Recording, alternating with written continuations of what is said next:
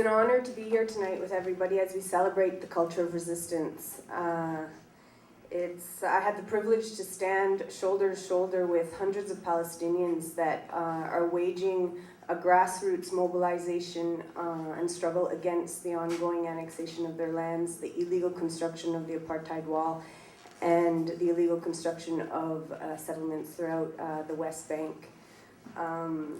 I was there in 2005. I participated in the International Solidarity Movement's Freedom Summer campaign that they've been doing for the last 3 to 4 years. And when I was there in the West Bank, pretty much every week there was a different action in the different districts of the West Bank.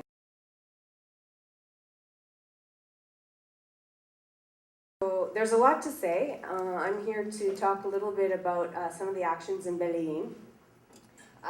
Belém is recognized as a symbol of popular resistance to apartheid because of its ongoing creative grassroots struggle.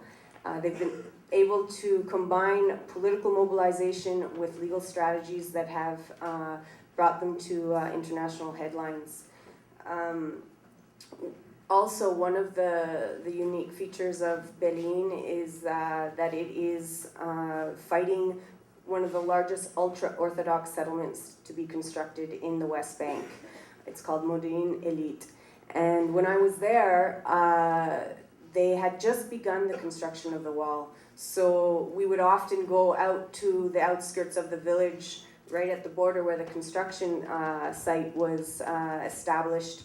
And you could see the bulldozers and just a few buildings. Today, if you look, there's a huge condominium complex that is being marketed by these two Quebec-based companies, Green Park and Greenmount, and settlers are moving in.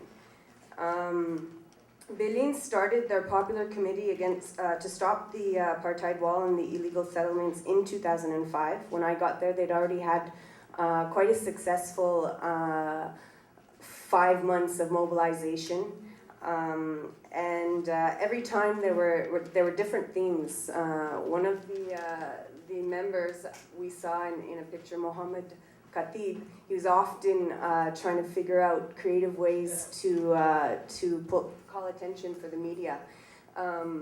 And one of the ways, for example, I think you saw a picture where people carried large mirrors to the construction site and to basically reflect the image of the brutal military occupation back to the IDF soldiers that were constantly there to greet us with a volley of tear gas and sound bombs and rubber bullets.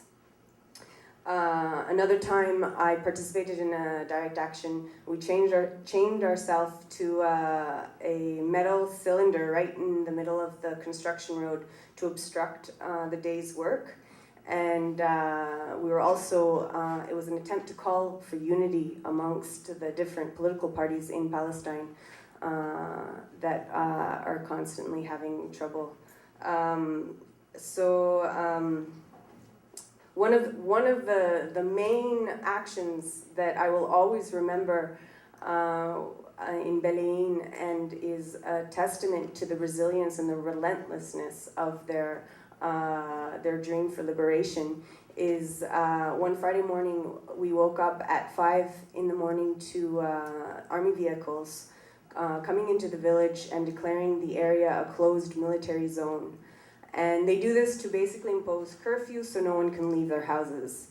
And it was at a time when they were trying to crush the mobilizations in Belém because it was drawing a lot of attention from international media, and even members of the Knesset were coming out to support the demonstrations.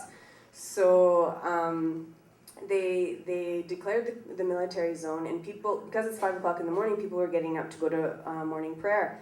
And some of the villagers started to climb up to the rooftops and just start banging on pots, as we've seen in other countries, like in Argentina, and making just astounding noise throughout the village, and yelling at each other and giving directions of where the vehicles were going.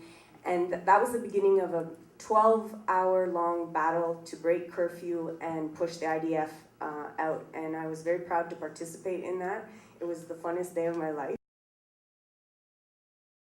A very important issue for us here in Montreal, I think, to keep watch on what's going to happen.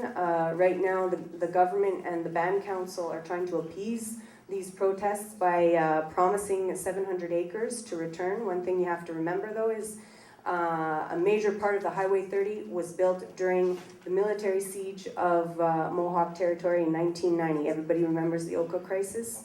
Highway 30 was being built as the army was surrounding the traditionalists that were defending their land against the extension of a golf course. Another thing to remember is that Kahnawake is a very small reserve compared to other Mohawk reserves, and it has a growing population with no land base. It's completely boxed in by super infrastructure. There's the seaway on one side, and then the highways that are already existing, as well as with the bridge connection and so on. So this is a very important and central piece for them in terms of winning the land claim in their surrounding area. I'm just going to finish off by saying that apartheid is a man-made system. It's maintained and invested by individuals. It can be broken down by people like you and me, people that care, and people that have the endurance to struggle, because it's a long struggle. But thanks for coming out tonight, and enjoy the evening.